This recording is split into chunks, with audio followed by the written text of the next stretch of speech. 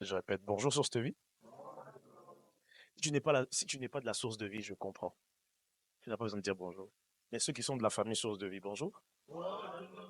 Comment ça va ce matin? Ouais. Je suis heureux d'être là avec vous ce matin. Bienvenue à tous ceux qui, pour la première fois, euh, nous rejoignent ici, dans cette nouvelle salle. C'est ici que nous allons rester. C'est ici que l'Église deviendra millionnaire pour acheter sa propre salle. OK? Donc c'est ici que ça va se passer. Donc, pour le moment, nous sommes en période de transition. Nous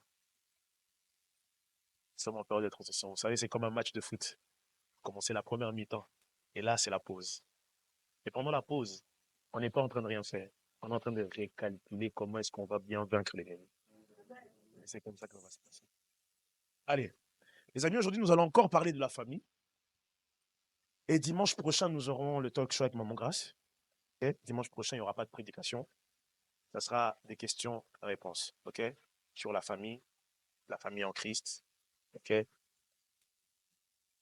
La famille en Christ. Et c'est comme ça qu'on va faire. Donc dimanche prochain, venez avec vos frères, vos sœurs. Il fait chaud, hein? Il fait chaud? Ok. Est-ce qu'on peut aider ici pour que les fenêtres s'ouvrent, s'il vous plaît? Comme il fait chaud. Merci beaucoup. Vraiment, n'hésitez pas. Il fait chaud. Il y aura la team ici parce qu'il y a déjà les teams. On va bientôt aussi remettre de l'eau à disposition. Amen. J'avais confisqué cette option. Mais là, on va remettre bientôt. Il fait chaud. Même moi, je sens ici que mon front brille de mille feux. Donc voilà. Allez, je suis très heureux. Et ce matin, plutôt, nous allons encore parler de la famille. Alors, ce matin, mon thème de ce matin, il est simple. Qui se rappelle du grand thème que nous sommes en train d'aborder sur la famille? Qui se rappelle? Ok. J'ai beaucoup parlé de la famille, mais je n'ai pas parlé des tempêtes. Aujourd'hui, je parlerai. Le thème d'aujourd'hui, il me plaît. Il me plaît tellement que je suis très, très, très content de les sortes de tempêtes qu'une famille peut rencontrer. Ou bien les tempêtes que traverse une famille. Voilà, c'est mieux ça. Les tempêtes que traverse une famille. Ok. Qui était là dimanche passé? Est-ce qu'on peut lever la main? Lève la main très haut. Tu lèves la main comme si tu étais avec moi, d'être là. Ok. Dimanche passé, on a parlé de quoi? C'était quel texte de base? Le chapitre de base, c'était quoi? Romains? Merci. 8. C'était Romains 8. Où la Bible dit ceci, que si nous, il est le premier-né et nous sommes héritiers, co-héritiers avec lui. Et si nous souffrons avec lui, nous serons aussi glorifiés avec lui. Ok. C'était intéressant. Et aujourd'hui, nous allons parler des tempêtes que traverse une famille. Amen. Aujourd'hui, je n'aurai pas un texte de base. Je vais éviter, parce qu'il ne me reste pas beaucoup de temps, je vais éviter de qu'on lise la parole. Je donnerai les textes et les versets. Je lirai rapidement aussi les textes. Comme ça, vous aurez tout. Parce qu'en fait, je veux vraiment être très pragmatique aujourd'hui. J'aimerais que le souhait et le désir de mon cœur, c'est que j'ai 4 points. 5. 5 points. 5 tempêtes. Et dans les 5 tempêtes, c'est une tempête qui représente une famille dans la Bible. OK? Et dans ces tempêtes-là, il y a aussi le remède ou l'antidote qui calme cette tempête. Donc j'en ai 5. Je dis toujours ça. Je ne sais pas si je vais finir les 5. Vous connaissez déjà. Mais voilà, le but est que chacun puisse comprendre et que nous soyons bénis. Est-ce que ça va? La table des matières, j'ai donné, c'est bon? C'est correct? C'est très simple. Notez, peut-être un jour tu seras invité à être apôtre et à ouvrir une église au Canada. Si on ouvre une église au Canada ou aux États-Unis et que moi je ne peux pas les prêcher, le pasteur ne peut pas les prêcher, on va t'envoyer toi. Donc c'est pour ça qu'il faut noter. Quand on dit allez faire toutes les nations des disciples, vous pensez que c'est quoi? Vous pensez que c'est de la blague? Ça va venir ici 2 ans, ici 3 ans, ici, on va commencer à envoyer des gens. Votre amen est vraiment resté à la maison, quoi. C'est de ça qu'il s'agit, les amis. Quand je vous demande de noter, je ne vous dis pas ça juste pour vous prendre la tête ou pour... Non, non, non. C'est parce que Dieu a quelque chose qui veut fixer. Amen, amen. Allez, on peut commencer? Allez. Alors, comme je l'ai déjà expliqué, je le réexplique encore aujourd'hui, les familles, quand je dis famille, je ne parle pas que de famille biologique. Je parle de famille que nous sommes aussi, famille source de vie, famille spirituelle, mais je parle aussi de toutes sortes de familles qu'on rencontre dans le chemin, dans le parcours, dans notre parcours, dans notre destinée. Par exemple, je l'ai déjà dit dimanche passé, mais je vais le répéter, lorsqu'on parle de famille, on parle aussi des personnes que tu rencontres au travail. Parce que c'est des personnes, si on doit compter 24 heures dans ta journée, tu passes 8 heures avec d'autres personnes. Donc eux aussi savent t'étudier. Ils savent que quand elle parle pas beaucoup, soit elle est fâchée, soit le chef lui a mal parlé, parce que d'habitude elle parle beaucoup. Et quand on voit que non, tu tombes malade alors que tu n'as pas l'habitude de tomber malade, on dit c'est que c'est vraiment grave. Vous voyez? Ça, c'est aussi une famille.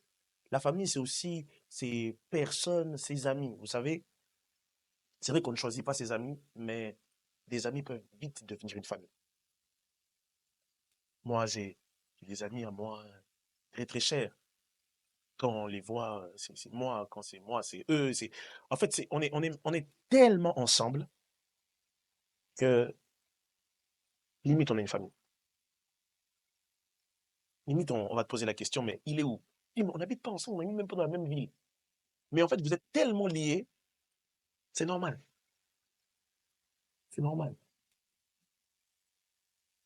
Il y a cette famille-là aussi. Il y a cette famille que tu as aussi dans les projets et tout ça. Je veux poser de base pour que, lorsque je donnerai les tempêtes, c'est les tempêtes à résoudre, même au travail, même à l'école. C'est pas que dans ta famille biologique. Même au travail, ce genre de tempête existe. J'ai pris des familles biologiques, certes, mais j'illustre ça pour qu'on comprenne que même dans le travail, il y a aussi ce genre de tempête. Et il faut avoir une sagesse de Dieu pour pouvoir régler ces problèmes. On est prêt? On est prêt? Regarde ton voisin, dis-lui, bénis ton voisin encore, bénis-le. Vous savez très bien que j'allais demander ça. Bénis ton voisin de devant, de derrière, tes quatre voisins, bénis-les. On est prêt? Je vais pas faire long. Vraiment, il faut qu'on trouve un moyen de changer le culte, vraiment. C'est quand ça devient compliqué pour moi de réduire les minutes. Allez, on est parti. Alors, la première tempête qu'on rencontre, la première tempête que on peut rencontrer au travail, dans notre famille, la toute première tempête, ça s'appelle la tempête de l'orgueil. Regarde ton voisin, dis-lui la tempête de l'orgueil.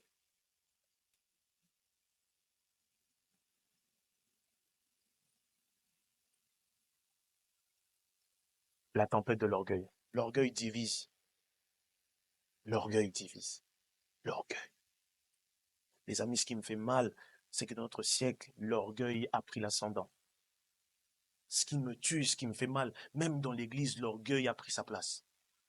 Ce qui me tue, ce qui me fait mal, c'est que des frères qui sont nés, des sœurs qui sont même père, même mère, l'orgueil tue même ces frères et ces sœurs-là. L'orgueil tue même des couples mariés. L'orgueil tue même des pasteurs dans une même église. L'orgueil tue même des frères et sœurs qui parlent en langue, qui prophétisent le dimanche. Dimanche matin, ils sont là, ils prophétisent, et dimanche soir, c'est autre chose. L'orgueil. L'orgueil. Les amis, je donnerai un verset qui parle de la tempête, et je donnerai aussi un verset qui, lorsque je parle de la famille d'Adam, je parle précisément des deux premiers garçons, Adam et Ève, Caïn et Abel. Vous lisez avec moi, vous prenez Genèse 4, 3 à 7, vous verrez que Caïn a un problème. Caïn a un grand problème. C'est quoi le problème de Caïn? Caïn a un problème parce que son offrande n'a pas été agréée. Caïn a un problème. Son offrande n'a pas été agréée. Il dit, Genèse 4, 3, la Bible dit, au bout de quelque temps, Caïn fit à l'Éternel une offrande des fruits de la terre, et Abel, de son côté, en fit une des premiers-nés de son troupeau et de leur graisse. L'Éternel porta un regard favorable sur Abel et son offrande, mais il ne porta pas un regard favorable sur Caïn et son offrande. Caïn fut très irrité et son visage fut abattu. 6. Et l'Éternel dit à Caïn, pourquoi es-tu irrité? Et pourquoi ton visage est-il abattu? Pourquoi? Parce que l'offrande d'Abel est pas mon offrande. L'orgueil. Pourquoi le pasteur choisit toujours lui et pas les autres? Pourquoi, quand il y a une mission au travail, c'est toujours lui qu'on appelle, toujours elle qu'on appelle et pas moi?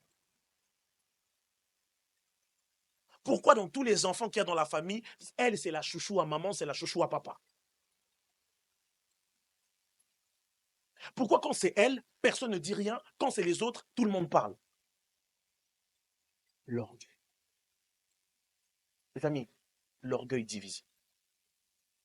Je répète, l'orgueil divise. Et vous savez, ce qui est impressionnant dans les temps actuels, c'est que l'orgueil est tellement banalisé que vous le voyez quand vous sortez ici, là. On prend l'exemple. Ah, elles sont belles tes chaussures, hein? T'as acheté ça combien? Donne un prix au hasard. Donne un prix au hasard. T'as acheté à 30 francs. J'ai les mêmes, mais bon, après, peut-être c'est des fausses, hein. Moi, j'ai les mêmes qui sont à 250, c'est vraiment des vraies marques. Tu sais, c'est vraiment vrai. Là, hein, vrai. Moi, je porte pas du faux. Vous voyez l'orgueil? Pourquoi tu as besoin de diminuer l'autre?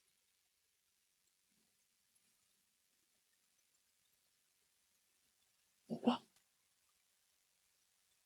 Il y a des personnes même. Moi, j'évite de parler à ce genre de personnes parce que ils me blessent facilement. Tu sais qu'il va faire des remarques sur tout, sur tout, sur tout, sur tout, sur tout. Les amis, nous sommes en train de parler de cette tempête, mais je prie que ce matin, que Dieu t'en délivre. Parce que le but, c'est pas qu'on parle seulement des personnes qui sont orgueilleuses. Toi-même, tu peux être orgueilleux. Et vous savez, un de mes mentors dit ça, la plus grande erreur, la plus grande dimension d'orgueil, c'est de croire qu'on est humble. C'est la plus grande dimension. C'est que toi, tu crois que tu es humble. Mais moi, je pensais que c'était les autres qui devaient dire de toi que tu es humble. Mais toi-même, tu montres à tout le monde, les regardez les gars, moi je suis humble. Hein.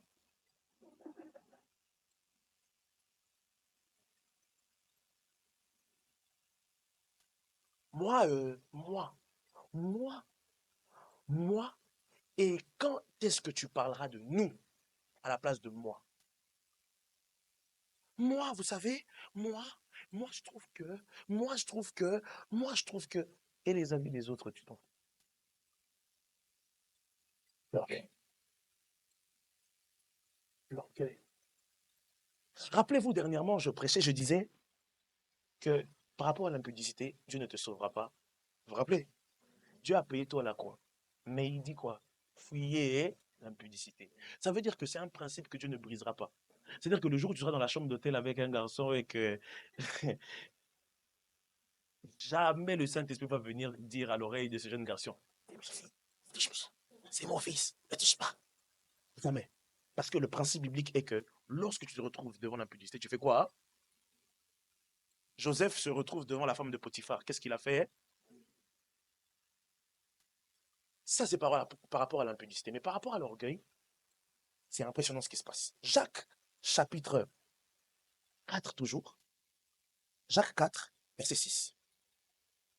Dieu résiste aux orgueilleux, mais il fait grâce aux...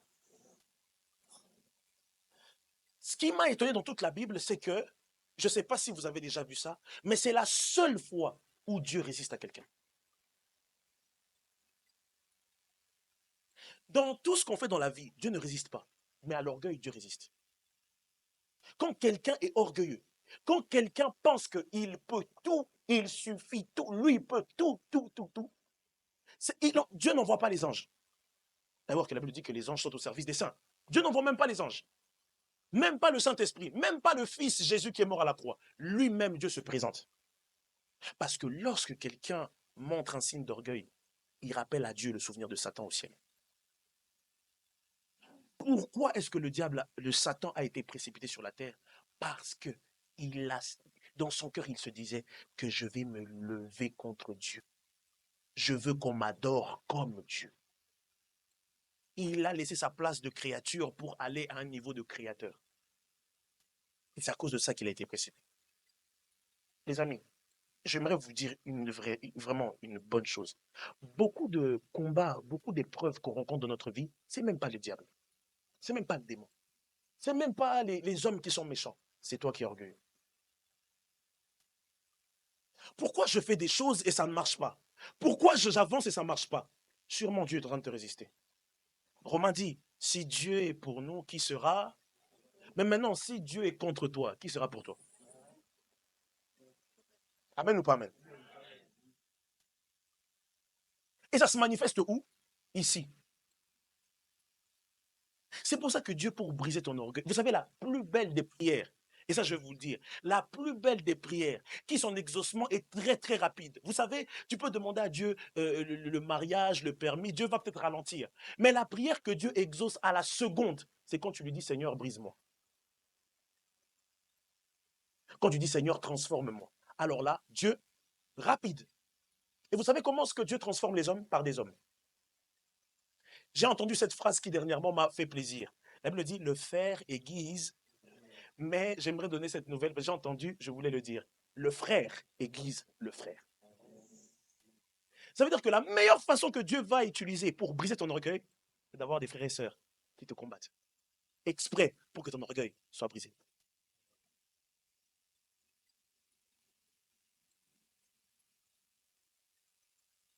Parce que finalement, je vais donner le remède, parce que c'est ça que j'avais dit qu'il y a la famille d'Abel. Le remède, c'est quoi? L'humilité. Philippiens chapitre 2, verset 5. Elle me dit ceci. Et les sentiments qui étaient en Jésus. Il ne s'est pas regardé étant égal à Dieu, mais il s'est humilié, il s'est dépouillé lui-même. Il s'est détaché de sa gloire. Les amis, tant que j'aimerais vraiment le dire ce matin pour que ce soit clair. Les amis, si votre relation avec Dieu ne vous pousse pas à perdre quelque chose, arrêtez de prier. Je vais le répéter. Si votre relation avec Dieu ne vous fait pas perdre quelque chose, arrêtez de prier. Je vais le répéter encore pour que tu l'entendes. Si ta relation avec Jésus-Christ, si ta relation avec Dieu, si tu crois en Jésus et que tu n'as rien perdu depuis que tu t'es consacré à lui, arrête de prier, mon frère. Ce n'est pas le vrai Jésus que tu pries. Tu es obligé de perdre quelque chose. Un jour, Pierre va dire, Seigneur, on a tout laissé pour toi. On a laissé femmes et enfants. Qu'est-ce qu'on va recevoir à la suite de tout ça? Il a dit, personne n'a perdu quelque chose pour moi et ne l'a pas récupéré. Les amis, accepte de perdre des choses par humilité pour que Dieu t'élève. Le jour où Jésus a décidé de se dépouiller de sa gloire, il a reçu le nom au-dessus de tout nom. Même les athées qui ne veulent pas croire qu'il existe, ils disent avant Jésus et après. Pourquoi? Juste parce que un jour, le Fils de Dieu s'est décidé de s'humilier. Tu n'auras pas des gens faciles à côté de toi parce que Dieu veut travailler ton caractère et faire en sorte que tu sois humble. Dans cette église, on peut toucher tout le monde, mais on ne peut pas te toucher toi. Pourquoi? C'est qui? Au travail, on touche tout le monde, mais pas toi. Dès qu'il y a un problème, tu te lèves. Dans ce travail, vous me connaissez? Oui, on connaît, tu t'appelles un tel, tu travailles dans tel rayon. Dans la famille, dès qu'il y a un truc, maman, papa, vous abusez. Vous abusez quoi? On peut toucher tout le monde, pas toi. On va te toucher parce que Dieu veut te changer. Dieu veut te changer. Le problème, c'est qu'ici, on veut trop paraître. Les amis, écoutez, l'humilité n'est pas attachée. Écoutez, l'humilité n'est pas attachée à ce qu'on fait. L'humilité est attachée à ce qu'on est. C'est pas parce que tu fais les choses que tu es humble, c'est parce que tu es humble. Le problème, c'est que Nous, on pense que c'est parce qu'on vient à l'heure, tu balayes l'église, tu fais les médias, tu fais ceci, tu fais cela, que tu es humble. C'est rien du tout. L'humilité, c'est dans le caractère. C'est dire, je veux servir. Apprenez à descendre. Elle dit, soumettez-vous à Dieu. Et au temps convenable, il vous élèvera. Toi, tu veux t'élever, tu veux qu'on t'élève, tu veux plus haut, plus haut, plus haut. Emma, toujours haut. Dieu va te faire descendre. Et le frère aiguise le frère. Si Daniel doit changer, Dieu va m'utiliser moi pour être tellement désagréable avec lui pour qu'il change. Parce que Dieu, écoutez très bien ça. Dieu est un père tellement responsable que des fois, quand il a peur de te perdre, il utilise quelqu'un qui est contre tes valeurs. Dieu est tellement un père responsable que lorsqu'il voit que tu t'égares, il utilise quelqu'un qui ne pense pas du tout comme toi, qui t'énerve juste pour te changer toi, parce qu'il ne veut pas te perdre. C'est pour ça que tu vois que tout le monde est contre toi. Tout le monde n'est pas contre toi parce que tu es mauvaise. C'est parce que Dieu vise ton cœur. Dieu ne veut pas cet orgueil. Dieu veut briser ça. Il y a des gens qui sont calmes, mais ils sont pas humbles. Vous savez, le silence ne veut pas dire qu'on est humble. Vous savez, ne pas trop parler ne veut pas dire qu'on est humble. Il y a des gens, ils sont calmes, mais le jour où tu l'énerves, ils te montrent de quel bois il se chauffe et de quel chauffe il se boit. L'humilité précède la gloire, les amis.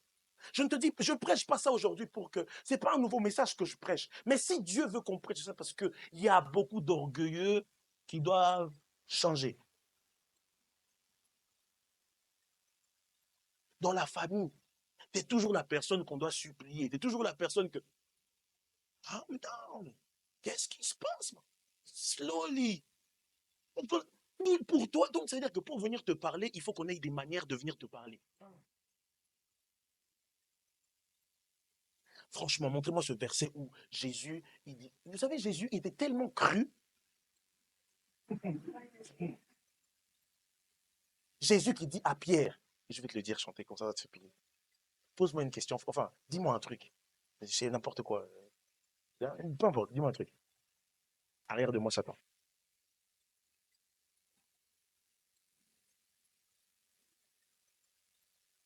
Donc je te pose la question maintenant. Jésus, il dit, c'est moi le Satan?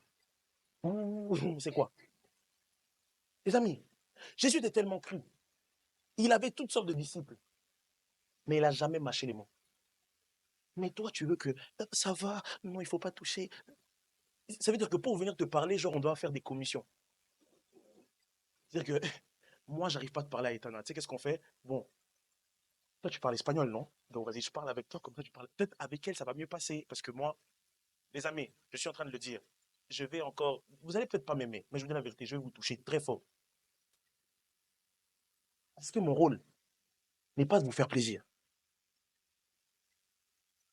Pour les ouvriers, on en a déjà parlé, mais j'en reparlerai encore. L'une des bases de cette église, c'est former des disciples. Les amis, on ne veut plus de chrétiens à la source de vie, on veut des disciples de Jésus. Je répète, on ne veut plus de chrétiens, on veut des disciples. Les chrétiens sont des religieux, les disciples suivent le maître. Si tu ne veux pas suivre le maître, il y a des églises qui sont juste là, là-bas aussi, là-bas tu peux aller. Mais si tu veux suivre Jésus, il y a des choses que tu dois perdre. Et ton orgueil, il faut qu'on le brise. Parce que l'humilité précède. L'orgueil précède la suite. Je vous dis la vérité. Moi, j'en ai vu des choses. Les amis, et l'humilité fonctionne avec le cœur. L'humilité fonctionne avec le cœur. Vous savez, beaucoup de gens m'ont fait du mal dans ma vie. Beaucoup de gens m'ont critiqué dans la vie. Ah, Seigneur. Les amis, j'ai la vérité. Dieu m'entend. Je ne dis pas pour faire oh Dieu, non, non, fonctionne. Mais c'est pour simplement vous dire, c'est juste un témoignage pour dire. Beaucoup de ceux qui me critiquaient, beaucoup de ceux qui en voulaient à ma vie, regardez leur vie actuelle. Je ne suis pas le meilleur. Je ne suis pas la personne qui. Mais pour ceux qui sont dans cette église un peu plus longtemps, peuvent voir que, ah ouais, lui, comment il est arrivé ici, là, il y a une main de Dieu sur moi. Pourquoi? Le cœur. Vous savez, des fois, vous ne le faites pas parce que vous avez envie. Vous le faites parce que vous sentez qu'il faut le faire. Et des fois, tu sens que tu as envie de le faire, mais c'est contraire à ce que tu es. Par exemple, je dis ici, comme c'est là, par exemple, Justine, bah, dimanche, à partir d'aujourd'hui, tous les dimanches, tu vas laver les toilettes. Moi, laver les toilettes, vraiment. Moi, vraiment, dans cette église, il n'y a pas des petits pour faire ça. Moi. Et puis, il y a ce côté de Justine qui dit,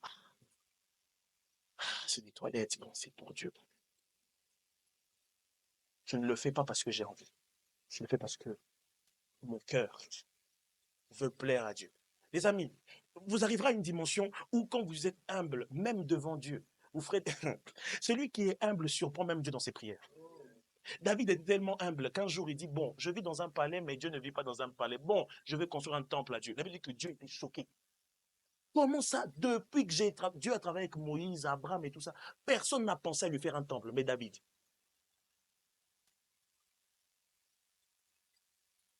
Mets ta main sur le cœur et répète après moi, Seigneur, tue mon orgueil.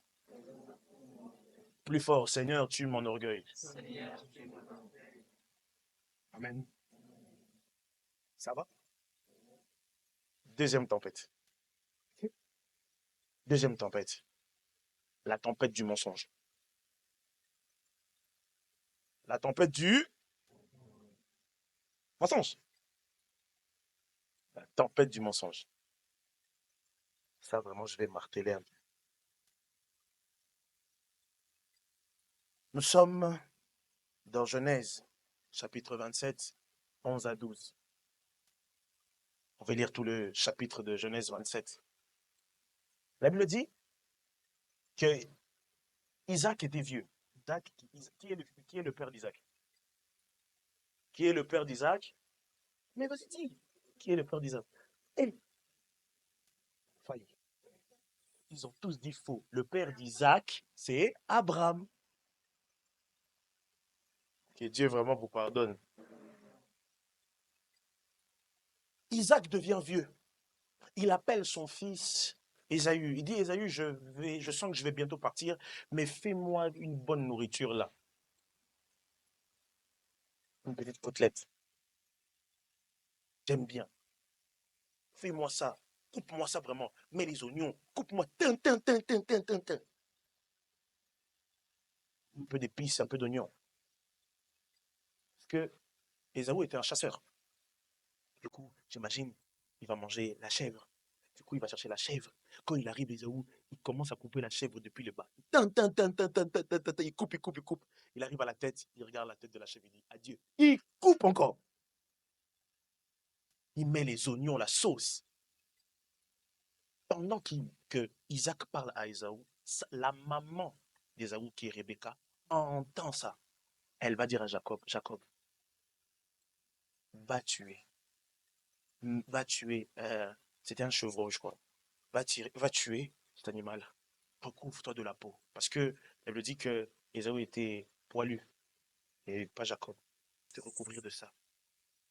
Comme ça, tu vas aller, comme ton père ne voit pas bien, il va te bénir. Isaac entend la voix de Jacob. Vous ne voyez pas, il entend la voix de Jacob, mais lorsqu'il touche, il sent que c'est Ésaü. Qu'est-ce qu'il fait, Isaac? Il avait dit qu'il allait bénir. Il bénit. Il a changé. Les amis, lorsque vous regardez la vie de Jacob, toute la vie de Jacob a été souffrance sur souffrance, malgré qu'il était béni par Isaac. Je vais dire une chose. Une promotion reçue par le mensonge devient une malédiction. Je vais dire. Un examen réussi par la triche est une malédiction. Parce que l'échec, tu ne vas pas le recevoir maintenant. Mais dans les années à venir, l'échec t'attendra. Le mensonge. Mentir. Mentir. Et ce qui me choque, pas dans notre église on est bien. Là, pas loin. Il y a des gens qui mentent au nom du Père, du Fils et du Saint-Esprit. Il ment. Il était là dimanche, il lève les mains. Même pas dit non. Nos mains, puissant sauveur, Yeshua, Yeshua, on sort seulement là. T'as fait quoi hier? Hier, j'ai dormi toute la journée. Ok, il est allé nulle part. Et il y a des gens qui... il y a des- vous savez, moi, j'ai des personnes que je rencontre qui me disent, ouais, mais si on a menti pour une bonne cause, bah, c'est pas vraiment mauvais. Mensonge, c'est mensonge. Les amis, mensonge, c'est mensonge. Petit, grand mensonge, c'est mensonge. Dieu ne voit pas la dimension de votre péché, il voit le péché. Je vais le répéter. Dieu ne voit pas la dimension du péché, il voit le...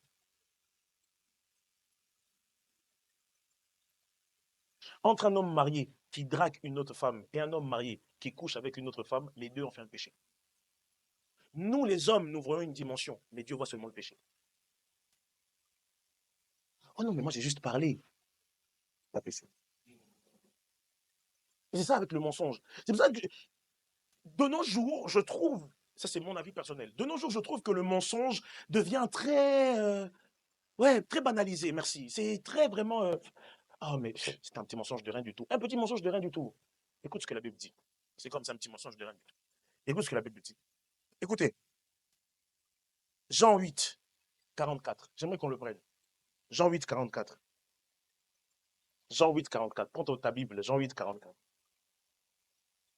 Jean 8, 44. Tu ne vas pas me dire que tu n'as pas lu ça. Jean 8, 44. On va le lire ensemble à haute voix, n'est-ce pas, en chœur, en attend, dans le rythme. Jean 8, 43. Une, deux, trois. Et Seigneur. Pardon, 44. Jean 8, 44, pardon. Jean 8, 44. Un, deux, trois.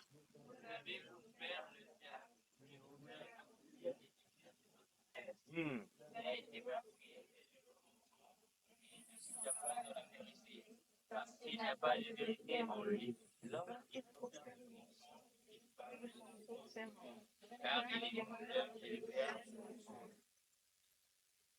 Jésus parle du diable. Il dit le diable, il n'y a pas de vérité en lui. Ça veut dire que l'expression tu mens comme tu respires, ça vient du diable. Lui, vraiment, il ment vraiment. Lui, quand il se réveille, on lui pose la question, ça va? Il dit non. Quand il dit non, là, c'est pour dire oui.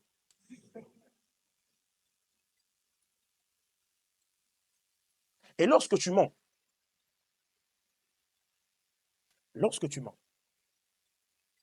malheureusement, Jésus n'a jamais dit je suis le chemin, le mensonge et la vie. Il a dit je suis le chemin, la vie et lorsque tu profères des mensonges, tu es fils de qui? J'ai besoin de rajouter. Merci, que Dieu vous bénisse. Moi, c'est fait. Toi qui aimes mentir sur les gens, qui aimes mentir sur les relations, le mensonge. Maman pose la question, qui a mangé le cake? Pas moi. Maman te pose la question, tu es rentré à 23h, tu étais où? J'étais avec un pote en bas. On te pose la question, tu étais où? Bah, tu sais, il y a des gens, en fait, des fois, il y a des gens qui mentent. Quand tu les vois mentir, tu n'arrives pas à t'énerver, tu rigoles. Tu dis, il ment tellement mal que si je le détruis là, ici, là, sa vie est foutue. Les amis, s'il te plaît, n'aie pas l'ADN du diable. N'aie pas l'ADN du diable. N'aie pas le mensonge comme ami. Tu finiras en enfer. Tu brûleras en enfer. Au travail, dès qu'il y a un problème, c'est toi qui as cassé ça. Le chef arrive, il demande qui a cassé. Que l'Éternel te réprimande. Troisième tempête, et je vais m'arrêter par là. Troisième tempête. Tempête, pas trompette. La tempête de la déloyauté. La tempête de la déloyauté.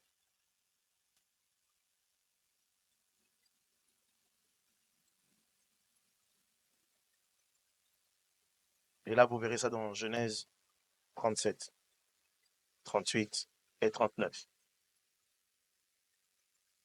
Un jour, Joseph, ses frères étaient allés, euh, ils étaient allés, ils allaient faire quoi déjà? Promener les brebis du papa, oui, c'était ça. Ils allaient promener les brebis du papa. Du coup, chez le papa, il restait Joseph, qui était l'avant-dernier, et Benjamin, qui était le cadet. Du coup, Jacob envoie Joseph, il dit, tes frères ont travaillé toute la journée, va leur apporter à manger, de quoi se ressourcer. Pendant que Joseph arrive, ses frères décident de lui faire du mal. Et quand ils ont fini de le faire du mal, de le vendre, ces mêmes frères-là reviennent vers le papa pour dire, ton fils a été dévoré. Voici son habit. On a retrouvé. Les amis,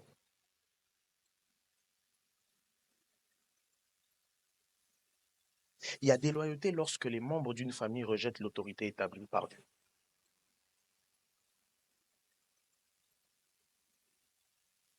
Les amis, je vous pose une question. Selon vous, qui est une autorité? Les parents? Les profs? Les professeurs? Oui. Les patrons? Oui. La police est une autorité? Oui. Président, autorité? Pardon? Les époux qui... époux ou pas épouse? Les époux... Amen. Toi, t'es prêt pour le T'es prêt pour le mariage, dis donc. Oui, les époux, les grands frères, les pasteurs, les aînés, les parents. Merci beaucoup. Les grands-pères, les grands-parents, tout ce qui est grand là. Allez, prenez avec moi Romains 13, 1. Romains 13, 1. J'aimerais qu'on le lise encore ensemble. Et je m'arrête là. J'ai encore les deux points là que je vous dirai comme ça. Les deux tempêtes là. 1. Romains 13, 1. On y va. 1, 2, 3.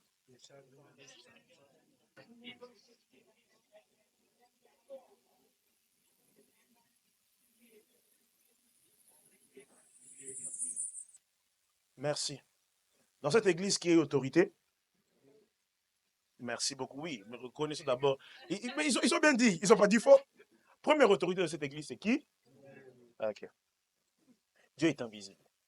OK? Mais comme on a lu dans Ephésiens 4, pour ceux qui sont là les mardis, l'école de l'esprit, on a dit quoi? Que Dieu a établi des dons dans l'église qui sont comme des autres, ou pas qui sont comme, qui sont des autorités. Alors, l'autorité majeure et principale de cette église, c'est qui? Mais on a compris que Dieu est le maître. Dieu est le maître de tout. On a compris. Ceux qui ont le Fils en Dieu, Esther. On a compris. Mais dans cette église, visuellement, physiquement, qui est l'autorité de cette église? Ok, magnifique. J'ai envie de poser une prochaine question, comme ça va bien passer. Je pose la prochaine question, c'est exprès que je... Comme maintenant le pasteur est invisible et il n'est pas là, qui est maintenant l'autorité de l'église actuellement?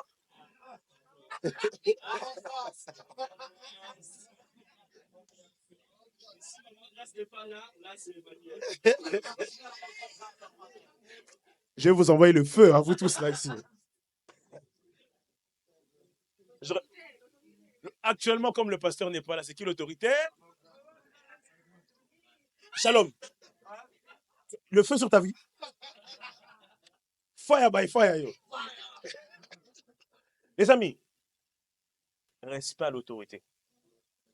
Vous avez une autorité, c'est pas vous qui la choisissez, c'est Dieu qui vous l'impose. Je vais dire quelque chose. L'autorité est comme un parent. Que tu ne l'aimes ou que tu ne l'aimes pas, il a l'autorité sur toi. Et même quand tu le fuis, il voit des choses. Écoutez, ce qui m'a étonné, Ivana, dans la Bible, c'est que Joseph n'est pas le père biologique de Jésus. Joseph, on est d'accord, Joseph, dans la Bible, n'est pas le père biologique de Jésus. Il est le père adoptif de Jésus. Mais regardez ce qui se passe. Marie reçoit la vision. La vision que l'ange, je te salue Marie, plein de grâce. Le Seigneur est avec moi. Doucement ici. Le Seigneur est avec toi. Tu deviendras enceinte. Tu enfanteras un fils. Du nom de Jésus. Elle pose la question, comment se fera-t-il? L'ombre du Tout-Puissant sera sur toi, tu tomberas enceinte. Marie sait qu'elle doit porter dessus. Mais c'est Joseph qui prenait la direction. Parce que le jour où Hérode veut tuer les enfants, l'ange ne vient plus parler à Marie. Et pourtant, l'ange parle à Marie au début. Mais quand c'est pour donner la direction, l'ange parle à Joseph. Parce que c'est à l'autorité qu'on donne la direction. Du coup, Joseph sait qu'ils doivent quitter Bethléem pour aller en Égypte. Mais pourquoi, moi, ma question c'est, ange, tu étais venu chez Marie. Reste chez Marie. Hein? Reste chez Marie. Pourquoi est-ce que tu n'es pas parti? Les amis, il y a des choses pour lesquelles on donne qu'à l'autorité de la maison. Votre patron n'est pas patron parce qu'il est plus intelligent, mais Dieu l'a établi parce qu'il a des capacités qu'il faut pour non seulement gérer tout le monde que vous êtes, mais surtout pour te gérer toi. Le pasteur que nous avons ici, c'est pas un pasteur qui prophétise. Hein. C'est pas un pasteur qui va être là. Non. Comme d'autres, il dit, des fois, il n'a pas besoin de micro quand il prêche. Chers auditeurs, chères auditrices, le message que je veux apporter, il n'a pas besoin de micro pour ça. C'est pas celui qui va dire Dieu m'a dit, Dieu m'a dit, Dieu m'a dit. Mais pour ton âme, c'est celui que Dieu a choisi.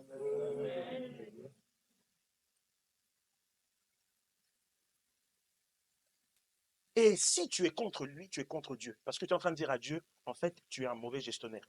Tu lui as donné l'autorité sur moi, or qu'il ne mérite pas. Ça veut dire que Seigneur, tu ne sais pas gérer ce qui est bien pour moi.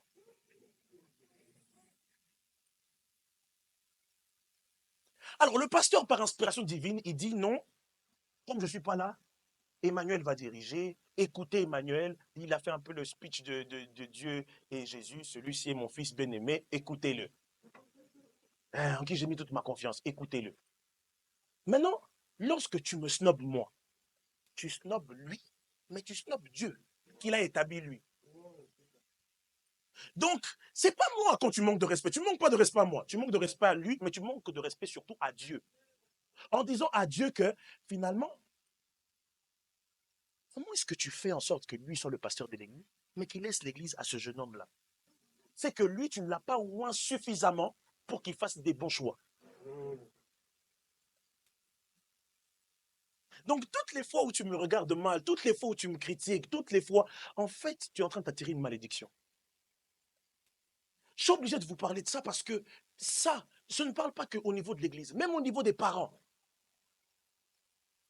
Toi, tu crois que, écoutez, je veux dire de la vérité. Il y a des malédictions qu'un parent peut prononcer sur ta vie, qu'un pasteur peut l'enlever par imposition de main.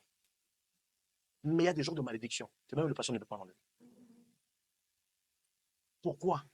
Ça ne dépend pas. Vous savez, regardez, il y a des malédictions qu'on n'enlève pas par la prière, on enlève par des actes de respect. Je répète, il y a des malédictions qu'on n'enlève pas par l'onction, par des sacrifices, par le jeûne. On enlève par des actes de respect. Le jour où les enfants d'Israël ont compris qu'ils avaient mal fait, ont compris qu'ils avaient mal fait, vous verrez à chaque fois dans l'Ancien Testament, on dit toujours ce terme-là. Et ils sont allés voir les anciens. Même Jacques le dit. Quelqu'un est-il malade qu'il aille faire quoi? Qu'il aille voir les anciens de l'Église.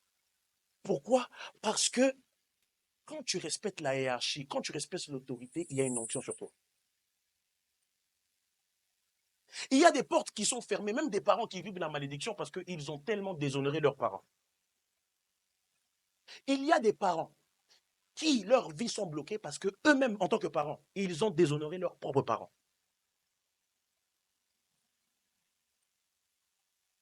Toi toi qui es dans cette salle et que ta maman est vivante, ton papa est vivant, honore-le.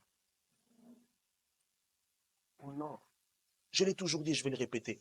N'honore pas ton père parce qu'il mérite. Honore ton père parce que c'est lui ton génie. Oh non, les parents des autres, ils amènent leurs enfants à Dubaï. Moi, ils ne m'amènent pas à Dubaï. Il n'est pas obligé de t'amener à Dubaï. Dieu ne l'a pas établi sur ta vie pour qu'il t'amène à Dubaï. Les amis, les amis, en tant que leader de cette église, Dieu ne nous a pas établis dans cette église pour qu'on vous impose les mains et qu'on vous parle toujours prophétie. Dieu m'a dit, nana, t'es comme ça, t'as dormi dans cette position comme ça. Dieu ne m'a pas établi pour ça. Dieu m'a établi pour corriger ce qui a corrigé. Les 5 ministères sont là pour le perfectionnement des saints. Les amis, mon rôle tous les dimanches, tous les mardis, le rôle du pasteur à chaque fois qu'on prêche, chaque fois il y a des séries, c'est pour que vous deveniez comme Christ. Et des fois, pour devenir comme Christ, il faut qu'on prenne un marteau et qu'on vous brise. Tant qu'on ne te brise pas, on ne peut pas voir l'or qui est en toi. Tant qu'on ne te brise pas, on ne verra pas l'or qui est en toi. Et il y a des malédictions qui arrivent juste parce que tu ne sais pas respecter les autorités. Tu n'es pas loyal. Avec nous, tu montres que Alléluia, allez, Jésus a gagné. Mais lorsque tu te retrouves avec tes potes, tu dis, ah, on a encore fini en retard ce dimanche. Donc, tu es avec nous ici, mais lorsque tu n'es pas avec nous, tu nous détruis, tu nous tues. L'œuvre de Dieu que tu détruis, Dieu tuera ta descendance. C'est biblique ce que je suis en train de dire. Biblique. Il y a des malédictions contre l'œuvre de Dieu qui sont de la 4e jusqu'à la 5e génération. Les amis, on ne joue pas avec l'œuvre de Dieu. Tout ce qu'un homme sème, il récoltera. Les amis, écoutez, le type d'enfant que tu es pour tes parents, ça sera le type d'enfant que tu auras. Si tu étais une enfant qui a fait mal à la tête, attends-toi que tes enfants te fassent mal à la tête. Oh non, mais au nom de Jésus, je brise les liens. Tout ce qu'un homme aura semé, il va le... On va s'arrêter là, l'heure est déjà passée. Je dis les 2 trucs d'un coup et je passe direct. Donc, s'il vous plaît, soumettez-vous aux autorités. Quand on dit soumettez-vous, c'est pas je suis là. Non. Quand on dit soumettez, ça veut dire aie du respect de la décence. Aie du respect. Aie du respect. Aie du respect. Et amis, aie du respect. Malheur à tous ceux qui critiquent et qui insultent les hommes de Dieu. Malheur à eux. Parce qu'il y a une malédiction qui est sur eux. L'homme de Dieu qui a prié pour toi, qui a imposé les mains sur toi, le jour où il va lever ses mains au ciel pour crier contre toi, il est foutu. Alors fais tout, quand tu sais qu'avec l'homme de Dieu ça passe pas, fais tout pour tranquille. Okay. Une malédiction. Il y a des gens qui sont ils ont cumulé tellement de malédictions. Et les malédictions des parents, et les malédictions des hommes de Dieu. La déloyauté. J'attaque encore, merci Saint-Esprit. La déloyauté, c'est quand tu quittes d'église en église. Je savais qu'il n'y avait pas des amens. Ça veut dire que toi, tu es un SDF spirituel. On ne connaît pas ton adresse. Mais dans les choses-là qu'on voit ta fidélité. C'est comme un exemple qu'un homme de Dieu dit, imagine, tu étais ici, tu étais dans 15 églises. Le jour de ton deuil, maintenant, on va faire comment? Donc ça veut dire que tous les pasteurs où tu as été, ils vont se battre pour savoir qui va prêcher ce jour-là, qui va faire le service funéraire. Donc même les enfants qui vont lire, ils vont dire, bon, au début, ils ont été, bon, cette église, je saute. Deuxième église, ensuite, il a eu son baptême. Après, il a été diacre. Dans l'autre église, il a été protocole. Dans l'autre église, il a été musicien. Et dans la dernière église, il était apôtre. Si tu ne sais pas être stable dans ton assemblée, tu ne seras pas stable dans ta vie. Si tu ne sais pas être stable si tu ne sais pas être loyal aux personnes qui te sont chères, tu ne pourras pas être loyal avec Dieu.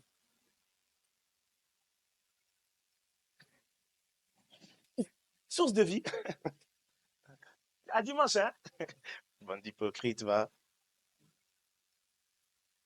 Oh non! Non. Pourquoi tu ne viens pas à l'église? Ah, cette église-là.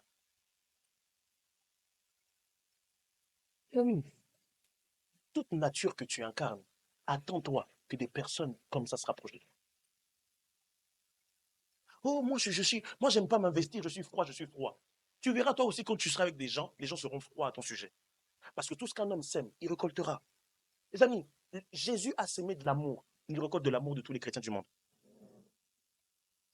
S'il vous plaît. Soyez sérieux avec Dieu. Soyez sérieux dans vos engagements avec Dieu. Soyez sérieux. Les gars, On n'a pas suivi Jésus pour se continuer les caractères et les comportements de tout le monde. On a suivi Jésus pour être sauvé. Alors lorsque tu viens ici, sois conscient que je viens pour mon salut. Je viens pour que le jour où la trompette sonnera, que je monte. Mais vous savez ce qui est plus important, c'est que le jour où tu vas monter, la seule chose qu'on va te dire, c'est pour savoir si tu as été fidèle serviteur. Ça veut dire que Dieu attache une grande importance à la fidélité. C'est-à-dire que Dieu, ceux qui sont déloyaux, ça fait vomir, limite.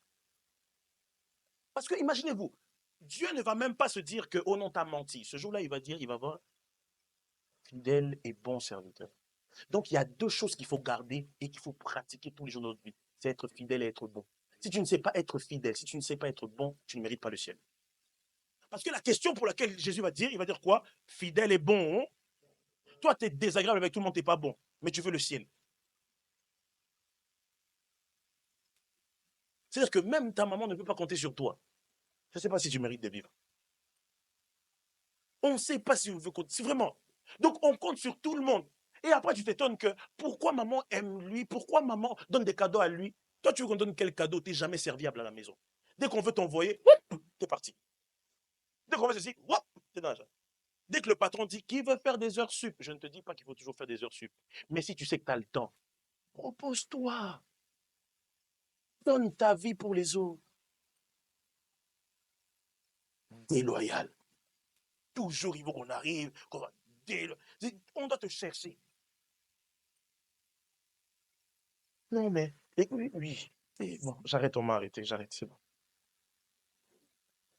Allez, dernier truc, et puis on va terminer, dernier truc, et je m'arrête par là. Cinquième tempête, et je m'arrête. Non. Ah oui, pardon, quatrième. Seigneur, en fait, je peux pas finir. Il m'en reste deux, mais j'arrive pas.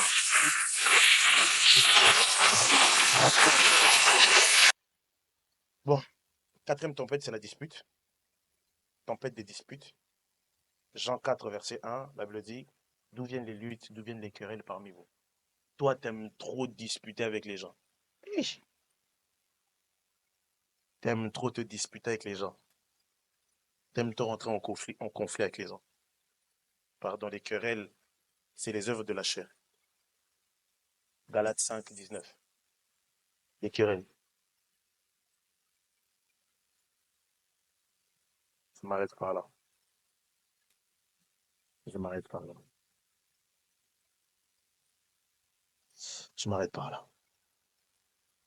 Ce que je suis en train de dire, c'est que pour les quatre, comme je les ai dit, il y a des remèdes. Pour l'orgueil, c'est l'humilité. Dieu va te briser et accepte d'être brisé pour que Dieu te fasse grâce. Le mensonge, c'est la vérité. Jésus est le remède. Par sa vérité, il t'a franchi. C'est pour ça que vient aux enseignements de mardi. Parce que la Bible dit, vous connaîtrez la vérité et la vérité vous affranchira. Jean 8, 32. La déloyauté. Le remède de la déloyauté, c'est la fidélité à son autorité. Fidèle et fidèle. Les amis, plein d'anciens sont ici. Combien de fois j'ai failli quitter l'église? Et je suis resté. J'habite chez moi, je paye mon loyer, je travaille. Puis, franchement, en relation de famille ou pas, j'aurais pu partir. Mais j'ai dit à Dieu, si je veux plus tard, que lorsque je vais travailler, lorsque je serai avec des fils et des filles, j'aimerais qu'ils puissent être autant fidèles que moi j'ai été fidèle. Je ne peux pas, moi, demander à des gens d'être fidèles alors que moi, j'ai pas été fidèle. C'est pour ça que j'ai travaillé comme un fou. Les autres partent, mais moi, je suis là. La fidélité paye, les amis. Quatrième et dernière chose, les disputes. Les amis, les disputes se résolvent par une sagesse scandalisée. Et malheureusement, je peux pas prendre le temps de vous parler de ça. La sagesse scandalisée, c'est quoi? C'est 1 Corinthiens. L'apôtre Paul dit que notre parole, notre prédication est une folie pour ceux qui ne croient pas. La folie, c'est quoi? C'est que je te fais mal et tu me demandes pardon.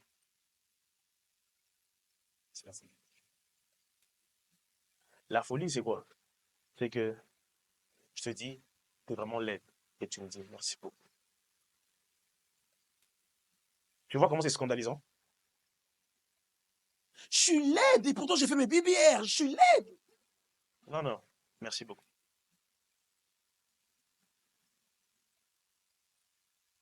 On t'insulte. Tu dis, sincèrement, je sais pas ce que je t'ai fait, mais bon, je t'aime de tout mon cœur. Ça, c'est scandalisant.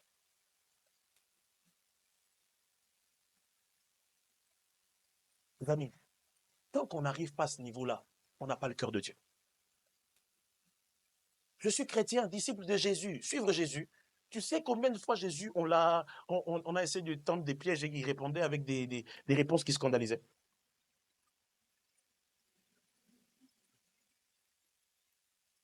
L'amour de Dieu. Inclinons la tête dans la présence de Dieu. J'aimerais qu'on puisse prier, Seigneur. Je ne sais pas, peut-être que tu te retrouves dans toute cette tempête.